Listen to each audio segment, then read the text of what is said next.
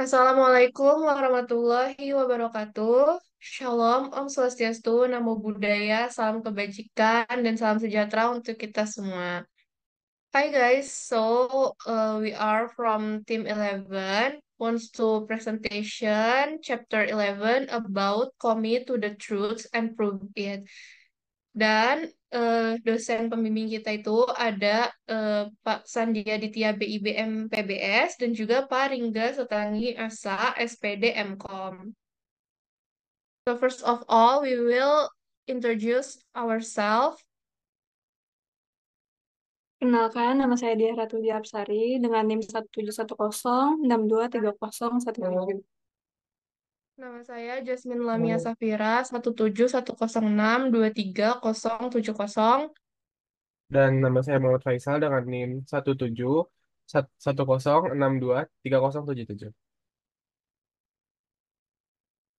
Okay, so this is the table of content. The first one is rise of fake news, and then impact on trust.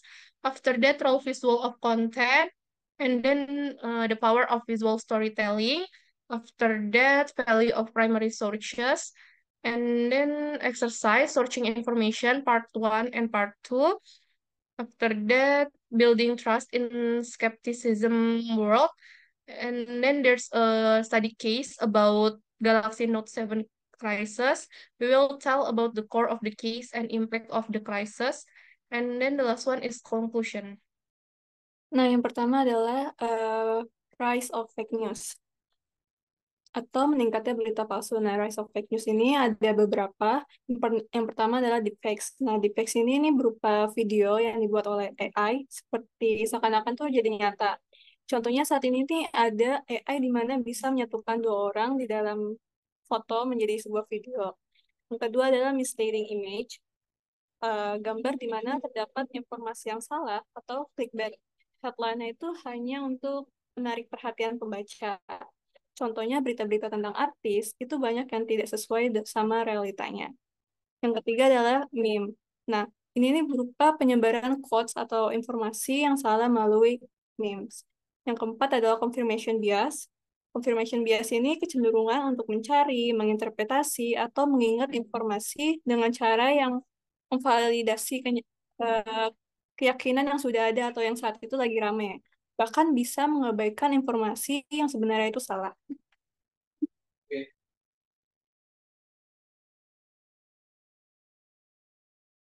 Selanjutnya adalah impact on trust. Bagaimana kepercayaan ini nih bisa terbentuk atau terpengaruh.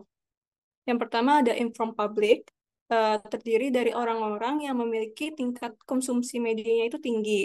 Karena itu mereka bisa cenderung untuk mencari informasi yang lebih validasi, lebih akurat. Dampaknya, mereka akan menentang narasi atau sumber informasi yang salah. Yang kedua adalah mass population.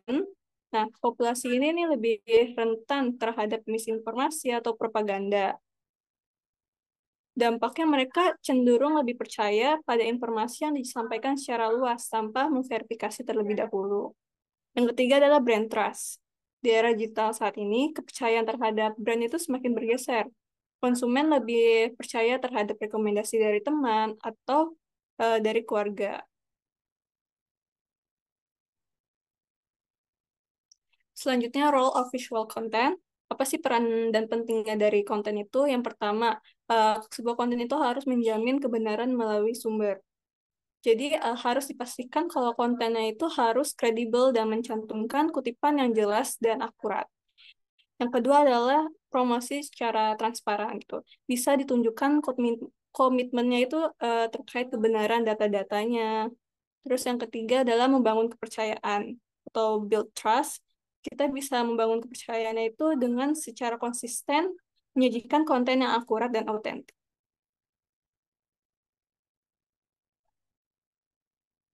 Oke. Selanjutnya adalah the power of visual storytelling.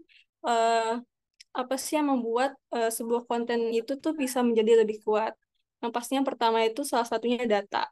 Jadi kita bisa menjadikan data dengan cara yang jelas, misalkan dari diagram, grafik, persentase.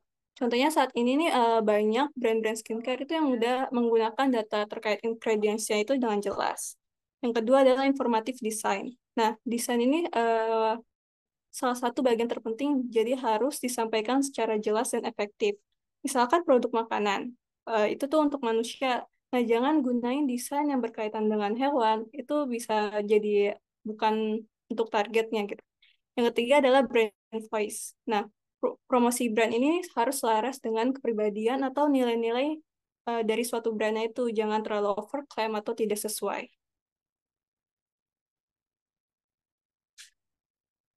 Oke, next value of primary sources. Jadi ada nilai-nilai dari sebuah kebenaran. Nah, di sini nih ada 3 nilai. Yang pertama adalah primary, yang kedua adalah secondary, yang ketiga adalah tertiary. Nah, primary ini nih udah pasti lebih akurat, lebih terpercaya, lebih kredibel lah. Ada original research, artikel, official governments, company data. Nah, yang secondary ini nilai keakuratannya itu lebih rendah dibandingkan primary. Contohnya ada new articles, blog posts, book. Terus yang ketiga adalah tertiary, itu ada Wikipedia entries. Selanjutnya akan disampaikan oleh teman saya.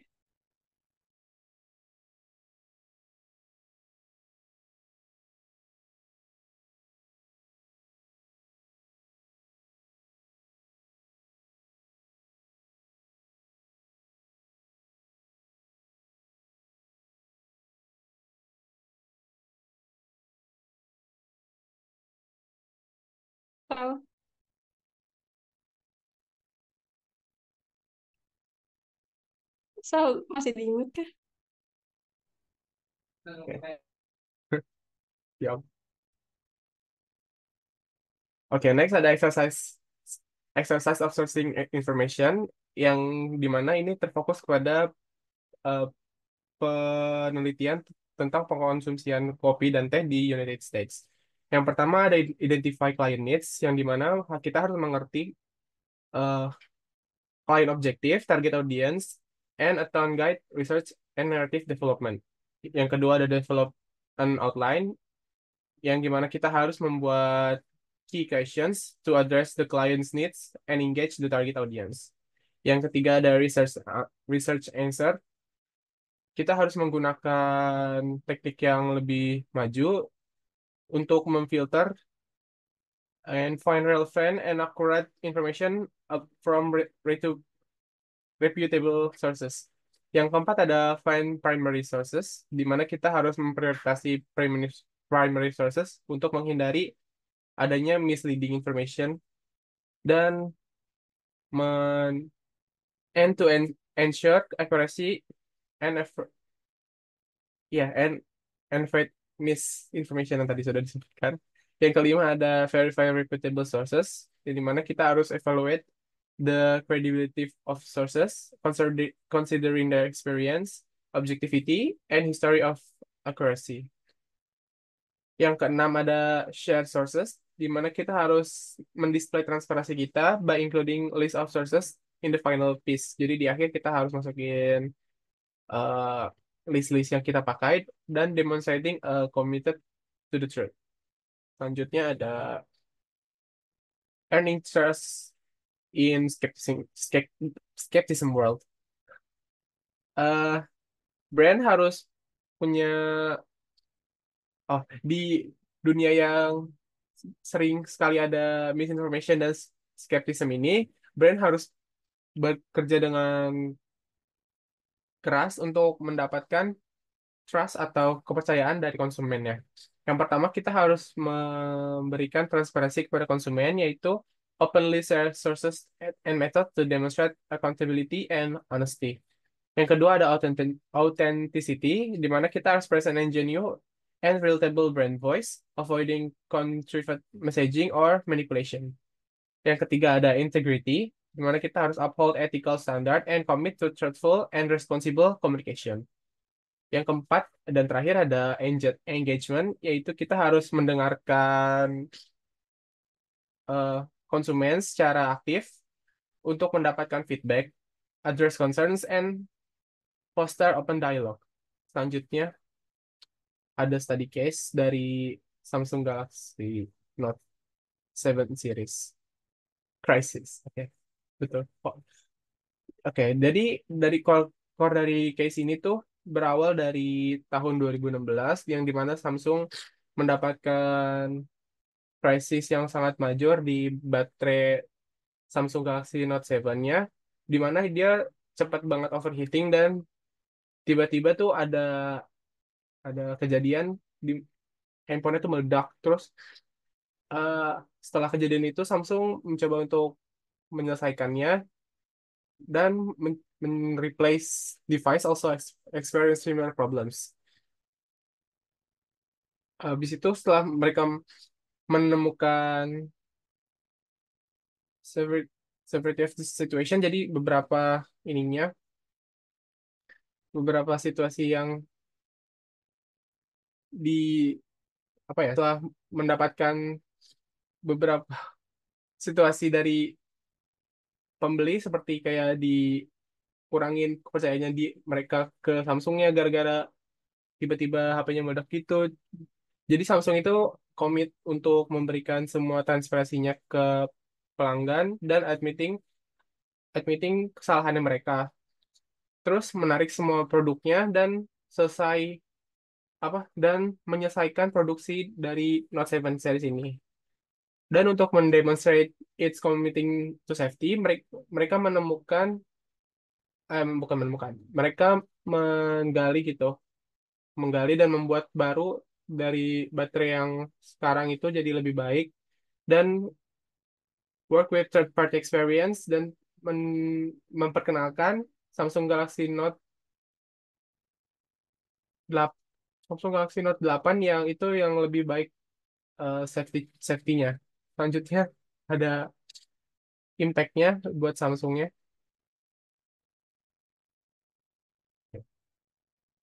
Setelah krisisnya merusak beberapa finansialnya mereka dan reputasi mereka, Samsung swift and transparent action help restore consumer trust. Jadi yang tadi mereka transparansi tentang Samsung itu dan eh, mengakui kalau itu kesalahan mereka, jadi Samsung mendapatkan kembali nih eh, kepercayaan si pembelinya.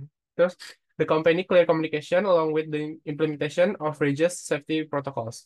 Research reassured customers and set a new standard for better safety in the industry.